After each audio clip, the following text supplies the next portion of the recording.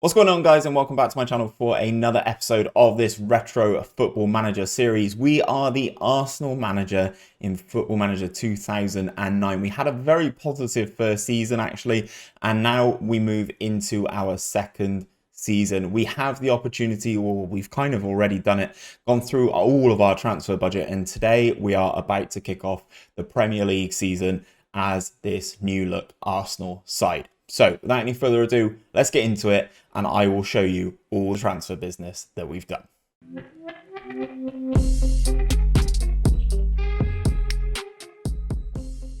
So then, guys, we are going to kick things off with a apology slash hold my hands up slash I don't know what happened. After the last weekend's episode, I thought I'd save the game.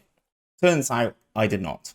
So despite losing the FA Cup final, when I loaded the game back up to record this episode and do the summer transfer business, we still had that game to go against Liverpool. Now, I holidayed the game 10 times, and every single time we won the FA Cup. So rather than throwing it, we'll just say we won the FA Cup. It's not one of the ones we want to win anyway. We want to win the big trophies, but I'm just explaining that for you. So we move into this season, had a very, very good pre-season, beat Red Star 4-0, beat Borussia Mönchengladbach 3-0, Bournemouth 12, Braga 3-0, BEC 4-0, and Roja 4-0 as well. Because of winning the FA Cup, that's kind of why I have to explain this one. We took on Chelsea in the Community Shield. We lost 1-0 to a Didier Drogba header. I'm not going to go into things too much because I don't want to give away all of our transfer business. We have sold some players. But first of all, I'm going to introduce you guys. Actually, no, let's just do the lot. Let's go on our transfer history. So this is the business we've done. And we've spent a impressive £53 million, which is... it's quite a lot, especially back in 2010. That was 2009, 2010. That was a ridiculous amount of money, to be perfectly honest. And we've made 18.5 as well. So quickly to run you through, Mark Randall left on a free. He's gone to Rangers. Felipe Senderos, after a year on loan, we sold him to AC Milan for 6.5. Who's that? Thomas Rosicky, sorry. Sold him to Juventus. For some reason, the Juventus logo doesn't work properly in my face pack, in my logo pack. So he's gone to Juventus for 8.5. We sold Manuel Almunia, despite having a good season for us. Manuel Almunia, we've sold him to Real Valladolid over in Spain. Was very good for us last year. I'm not gonna be too harsh on him. Where is it? There we go.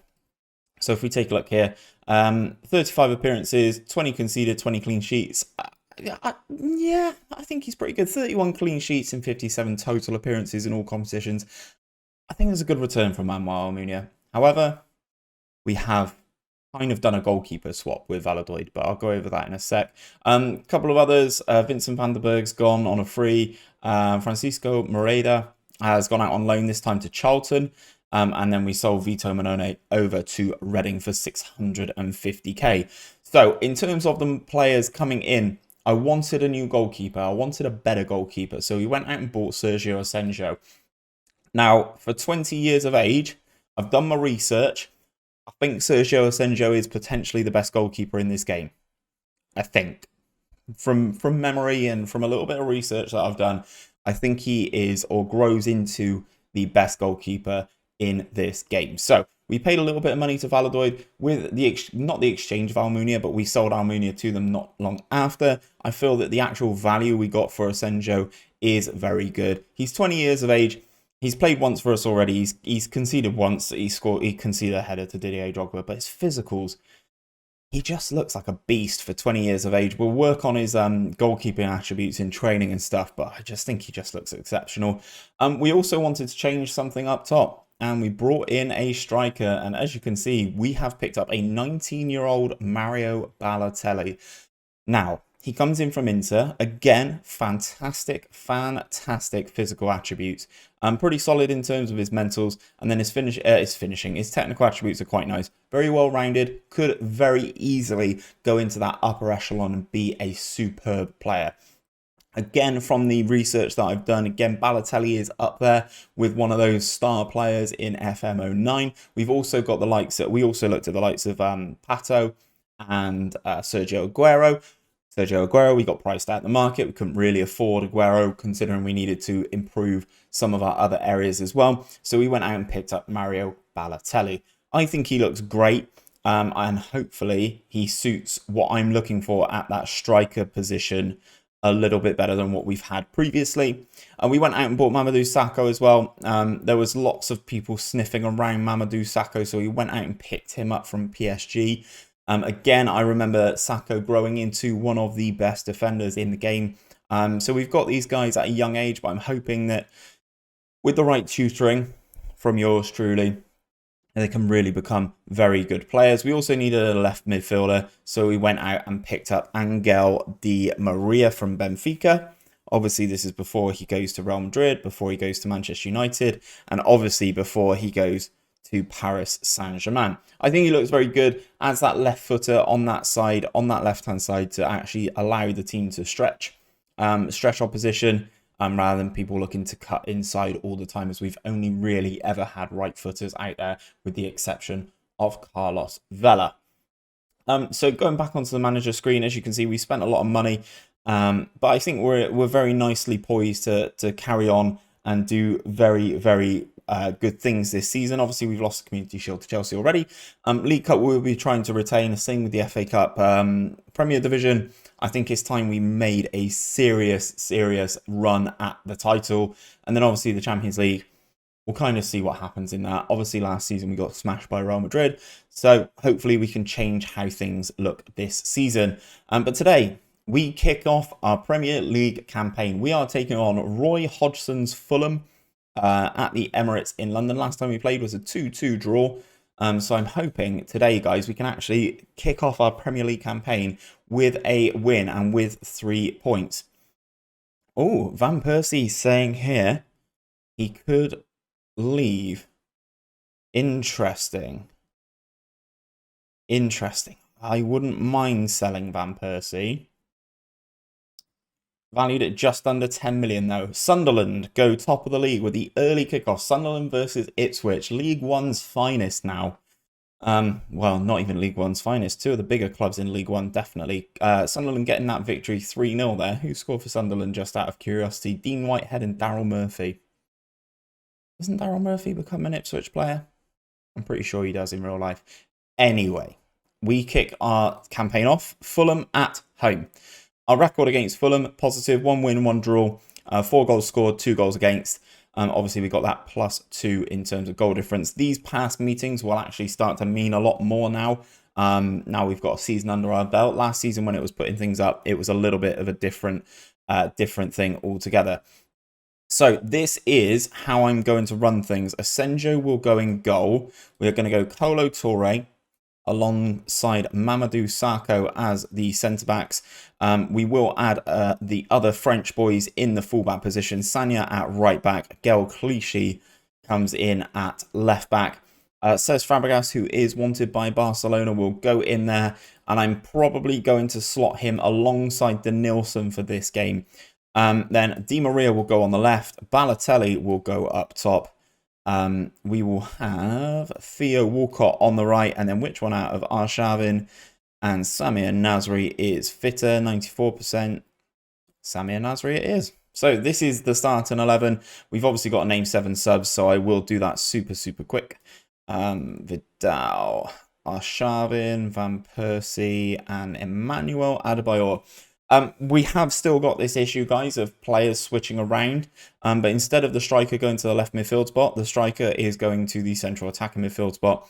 And I'll be honest, guys, I have no idea as to why that could be. If we go in terms of the player instructions, is there any switching here? Someone did mention in the comments that it could be swap position none. Okay.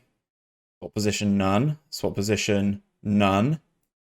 Swap position none. So this is going to be interesting to see how see how the team does react. So let's flick it back over to the positions. This is the team. Asensio in goal, Sanya, Kolo Touré, Mamadou Sakho, Gel Clichy, get your words out, Steve. Denilson alongside Cesc Fabregas, Walcott, Samir Nasri, Angel Di Maria, and then Mario Balotelli up front. This is how we are going to kick off our Premier League campaign for this season at home against Fulham. Interesting lineup for them. Schwarzer, Cáceres. How is this the one who? No, this cannot be the one who goes to Juventus. No, that's Martin Cáceres. Interesting. Maybe it's a relation. Who knows? Anyone interesting here? Anyone? Paul Konchesky. Interesting. Adam Johnson. And is that Erling? Eric Nevland. Not the best Fulham team, but obviously this is in and around the time that they would have got to the Europa League final.